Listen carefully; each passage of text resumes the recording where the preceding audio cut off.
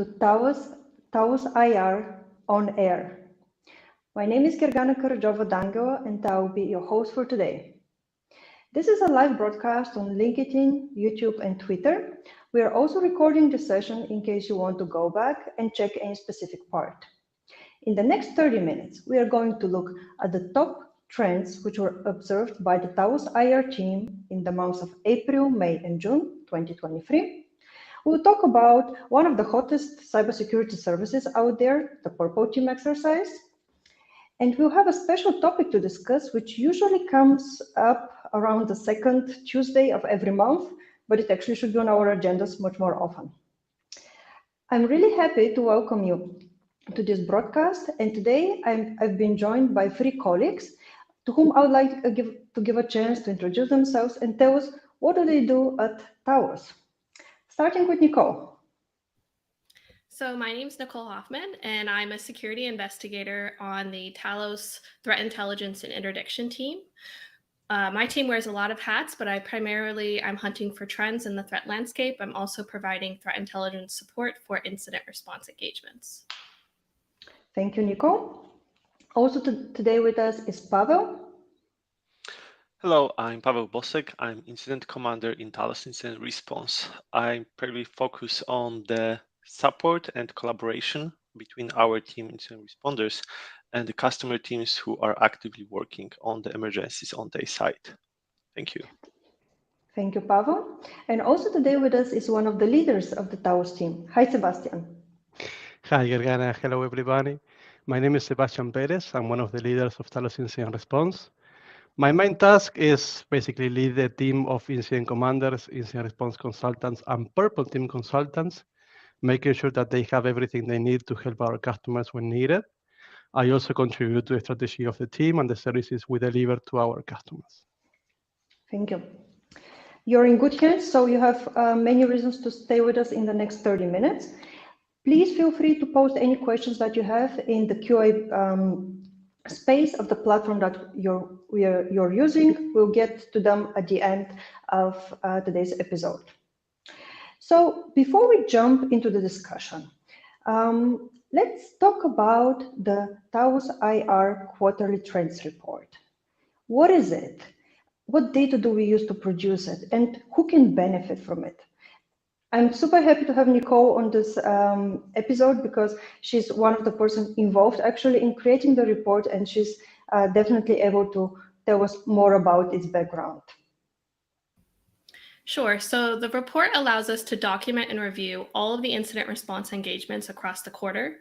With that information, we're able to identify trends, not only within the current quarter, but also across multiple quarters.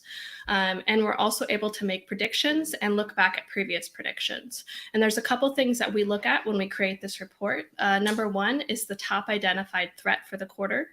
Number 2 is the initial access vectors, or the top 1 that was used to enable the attacks, the post-compromise activity, and the top security weaknesses from the defender's point of view, and as well as the top business vertical that was targeted during the quarter.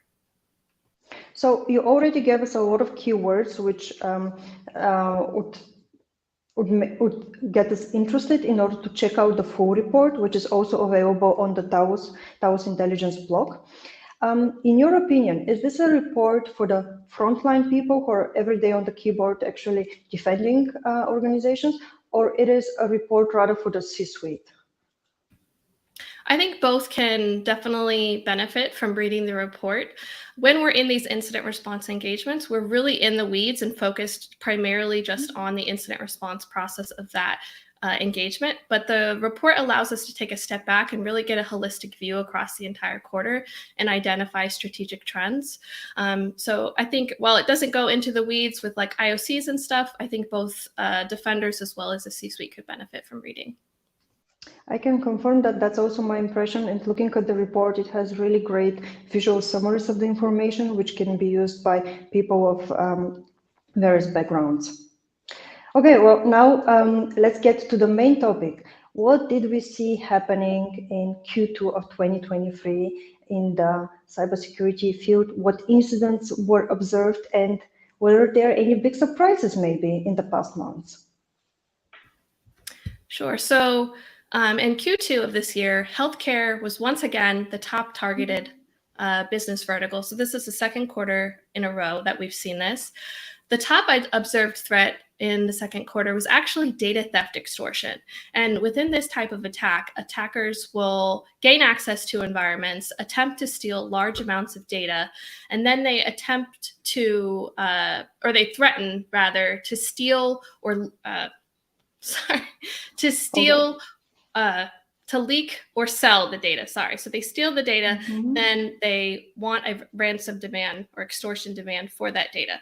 And this is all done without ransomware, without data encryption. It's just straight data theft. And so this type of attack is not new. It's been around for a long time, but this large increase that we saw in the second quarter is a significant shift in the threat landscape. And this quarter also featured the Clop ransomware group. However, they were not deploying Clop ransomware. This was a data theft extortion attack. And if you've been following Clop for the last few years, you can probably guess how they gained initial access. This group has a long history of exploiting zero-day vulnerabilities, specifically in managed file transfer applications. This started with Kiteworks in 2021, formerly known as Exfiltration, the Forta Go Anywhere vulnerability earlier this year, which is what we identified in the Clop engagement that we saw. And more recently, they have been exploiting the Move It transfer vulnerability. And this is all without the deployment of ransomware. So definitely a significant shift that we should pay attention to moving forward. And the top identified initial access vector this quarter, or in the second quarter, was compromised credentials on valid accounts. And in a lot of these situations, multi-factor authentication was either not enabled or partially enabled. So a lot of these could have actually been prevented had multi-factor authentication been applied correctly. I think the recommendation to apply MFA and to configure it properly has been on our top recommendations list for the past few quarters, so it shouldn't come as a big surprise to anyone. Very interesting developments. I would like to highlight one more point from the quarterly report. We observed quite a few cases of a specific commodity malware called bootloader. It's not that new. It has been around for some time, but it doesn't have the same media attention as Quackbot, for example. So I think it would be useful for our viewers to find out a bit more about this type of commodity malware. What does it do, and how is it being used actually by attackers in the overall kill chain? Pavel, how was it for you? Did you have any incidents that involved the use of this malware? Hey, unfortunately, yes, quite a few ones. So this is a Driveby Compromise malware. This is how it gets to the machine. This is the initial vector. Luckily, we're able to observe the usage of this on the machines in the customer environments before any kind of impact was done. So the detection was not on malware itself, but it was done on the earlier stages when there was some kind of data leakage being tried, or there was another malware identified. There were malicious software to steal the credentials. Anything what has happened after the initial execution of this caused the detection, but malware itself, unfortunately, did not. Probably it's due to the fact that they changed this malware a lot. They obfuscate the code, they change it constantly. So it's not that easy to remain the detection capabilities for this. But the main way of executing this is very common for all of the years so far.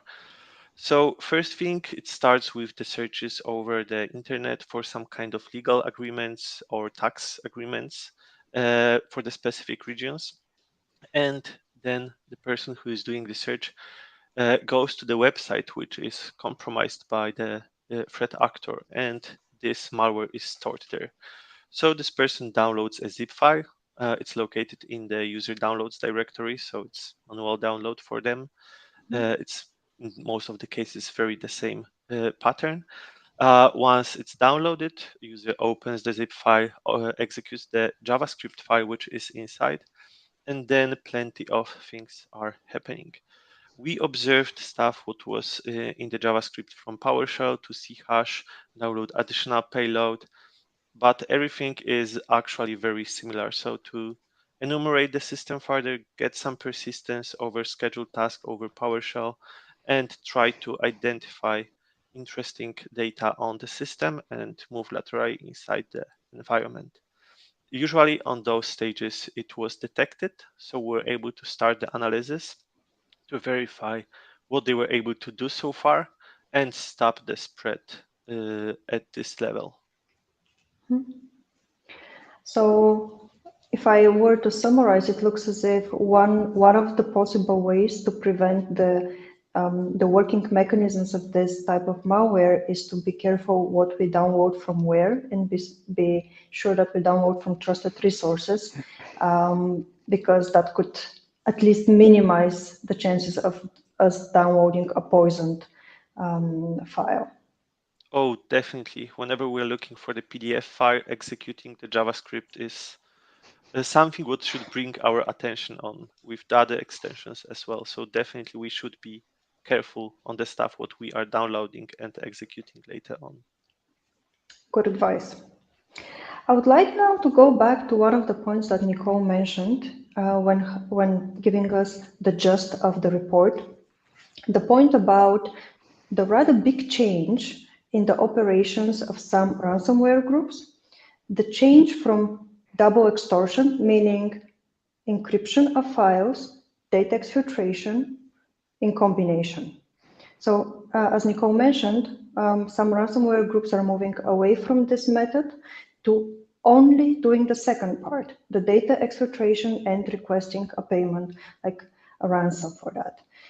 And this poses a question if you think about it, because why are ransomware groups, which have been successful in their business operations for quite some time, shifting away from something which has been profitable for them to a new method of work? So any ideas what has been, what could be the reason for this change? I can try to answer that. I mean, we will never know for sure, but I have a couple of theories going around. One is there is still a lot of development from security vendors on how to detect ransomware and block it at early stages, usually by monitoring how often a process open files or write on disk in order to kill the process that is actually encrypting the disk. So it's making it harder and harder. But I think the main reason, at least from my understanding, is ransomware activities took a lot of hit on the past few months and years from different governments and law enforcement agencies, because they are disrupting an operation of a business. A business could be a company, it could be a critical infrastructure. So you are disrupting a lot of people, so governments don't like that. So they did a lot of activity try to chase those adversary groups. There are a lot of agreements between different countries also in order to chase them. And I think the movement to data exfiltration instead of ransomware is because, well, basically the oil rig will still be working, the train will still be working, the hospital will still be working because nothing is encrypted. There is no disruption. It's just data exfiltration. It's just a matter of confidentiality of the information rather than disrupting a business or a service. And just to caveat off of what he said, the development of ransomware, it takes a lot of time and resources, and just one simple mistake for the developers can lead to a free decryptor going out into the public. And that, again, they have to go back and make all these changes. So taking all that away, it takes out all of those barriers to entry as well for newer groups. And something else I wanted to point out, just looking back in the last 2 years, is we've seen a lot of trends as far as the ransomware racing for speediness, because they want to, encrypt as many systems as possible, as fast as possible, due to they want to evade detection. We actually started seeing partial encryption, and then even some data destruction, and there was a lot of concern in the industry as to where this was going to go next. And we don't know for sure yet if that's going to be, just straight data theft extortion, but it could be something, with this rise in activity in the second quarter. I think I totally agree with both of you. And being based in Europe, we have a lot of regulations which are already in place or coming up in regards to user data being compromised. And even though it doesn't cause business operations disruptions, it does put enormous pressure on a company if they were to be reported to those agencies that they have violated those regulations. Well, this is definitely a trend that we can continue observing in the upcoming quarters. Right now, it is a significant change in the threats that we observe. So next quarter, we'll see whether this will continue also over the summer months. With this, I would like us to move to the next rubric of our broadcast, and that is a very special section in which one of our colleagues gets the mic and gets to share something that is close to his heart, a topic that he's passionate about. I already gave you a hint that the topic that we'll talk today is the one that definitely makes it to the security news every second Tuesday of the month, but it should be there more often. Yeah, no surprise, we're talking about patching. And I will now hand over to Sebastian to tell us a bit, why is patching still important? Are we still talking about this? Thanks, Gergana.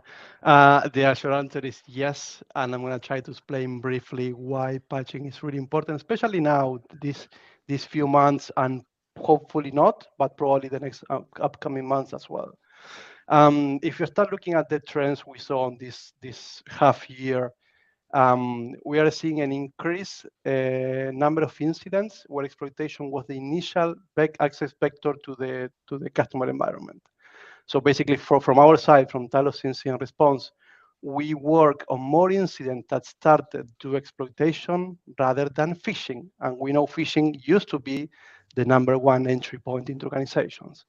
We don't know if this trend is going to sustain in the future, but we are seeing that increase. And we want to call out mostly a couple of things we observe in our incidents, kind of lessons learned, let's say. The first one is, when you think about patching, it's important to not forget about your network infrastructure. And I like to really remark that. Don't forget your network infrastructure. There was a threat advisory we released in conjunction with Cisco, the UK National Cybersecurity Center, the NSA, and the CISA in April this year, alerting about a campaign named Tooth campaign operated by the allegedly Russian state sponsor APT28, also known as a Fancy Bear. The importance of this campaign is they were targeting to exploit vulnerabilities on network equipment, mostly routers and switches. The funny part, or the weird part, if you want to say it, is those vulnerabilities, some of those were kind of old. And there was one that really caught my attention when I was looking at the data. They were exploiting a vulnerability on SNMP for a Cisco iOS device that was patched on 2017. So we are talking 6 years ago. Wow. That vulnerability was patched, but this group was still able to exploit it and set a foothold into the customer environment. The other thing we'd like to say is, we know that patching is a very stressing process. It's impossible to patch everything. There is no need you can patch everything. Just looking at the number of vulnerabilities we have per year, it's impossible. What is important for patching is understand and prioritize what needs to be patched before and what can wait a bit longer. So for example, there are several things that can take into consideration. I will mention just a couple, but I will say first is about the vulnerability you are dealing with. You need to understand what is the impact of that vulnerability and the type. It's not the same having information disclosure than having remote code execution. Then you need to understand the importance on the asset where that vulnerability is applicable, let's say. If the asset is internal, it's one thing. If the asset is public facing, it's different thing. Plus, understand the criticality of that asset. It's not the same a test environment on internal VLAN that only 2 persons access than your public website. The impact on the business is completely different, even if we talk about the same vulnerability. So all that information should be taken into consideration to prioritize and make sure that at least to fortify the important parts and build security layers in order to be protected as much as we can. And for those patches that can be applied, there are some additional protections that can be taken into consideration, kind of compensating controls. That is more or less the idea I had in mind. Well, first, let me say that that was a very long patching cycle for the 6 years that took to patch that device. Your argument reminded me of something we talked about probably in the previous or one episode ago. It was about the importance of asset management, because before you can prioritize what you need to patch, you need to know what you actually have in your environment. Exactly. Yeah. You need to have visibility on every asset in order to see, first understand the assets you have, and then see which varieties affect those. So definitely those two go together. Yeah, that's the foundational work there. I need to also step in here, unfortunately. I'm sorry. But in the last quarter, we observed also incidents which were involved, or rather which were created due to the old software inside the customer environment, or the software which was totally forgotten that it's still there. Like there were test servers which were accessible from the public, which were vulnerable to some stuff from years ago, but no one was totally aware of this, and this server was not monitored. There were old additional network devices which were like, again, public, and no one was actually monitoring those, because since it was working fine, nothing has happened to this, because any incident would cause like a damage or disruption in the service, but it was not the case. It was the case that the adversary was able to get the access and start the enumeration of the internal environment. So definitely please patch your environment and monitor those assets as well.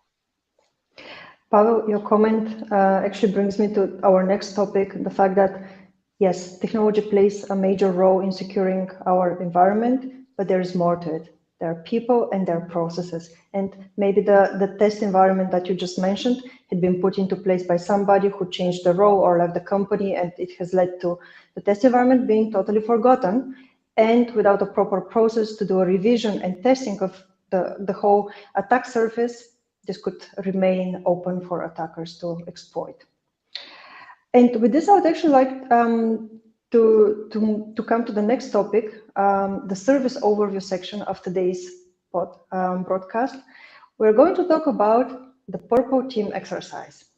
And the Purple Team exercise is a bit of a buzzword, if you ask me. Currently, it's being discussed everywhere, and there are different definitions of it. So I would love to hear from you. What is it? What does the Purple Team exercise do, and what it's not? And most importantly, third question, what value does it bring to an organization? Okay, let me step in again. Let's start with the definition of the purple itself. So it's a color which comes from two another colors, from blue and red, of course. Yeah. And this is exactly what Purple Team is a collaboration between red and blue teams, which can improve their own skill set and their own activities, what they are doing. So everything what red team is able to learn from the blue team, it's profit for them, because they will know the environment way better, and they will know how to evade the detection as well. The same applies to the blue team. Whenever they are able to detect what the red team is doing, or what the red team did, but they were totally not aware, will improve their skill set in the other incidents or other activities they will be performing. So mainly, or the main reason for the purple team is a collaboration between those two teams, and this is the biggest value out of this. What Purple Team does. Purple Team emulates the threat actor, the activity or the actions which threat actor may take in the environment, and focus on the detection capabilities in the environment. And once the activity, the action is detected, what happens next? During our deliveries, we observed some time ago that malicious activities were detected, credentials harvesting was detected, but nothing has happened with this because it was all blocked in the environment. But the system on which it was blocked was not publicly accessible. So it means that threat actor somehow gained the access to the server and it was not blocked by any other stuff. So in those cases, Purple Team will allow us, in a collaboration with the security operations team of the customer, to verify if the detection was handled properly, if the detection was properly identified, and what has happened with this later on. So moving forward, the Purple Team which we deliver is actually some kind of cross collaboration across different teams, because our Purple Team is driven by the incident response team, and we, in the collaboration with our offensive team members, are creating the scenarios for the customer, customized for the environment, and then we are collaborating with customer security operations team to properly detect it, properly respond, properly analyze the whole situation. Moving forward with what is the key difference, since we've got a lot of team members who are working in the threat intelligence team, we can also create a scenario which is customized for specific threat actor or for the specific vertical of the customer. So we'll be emulating the adversary behavior, which is targeting this kind of environment only or specific for this kind of activities. And this is the main difference. This is the main benefit, because whenever later on there will be a situation that customer is being under attack or the SOC team sees something in the detection tools, they will be able to navigate to properly locate other logs, supporting ideas, supporting logs to properly defend the environment against the threat actor. That is a very exhaustive explanation. Thank you, Pavel.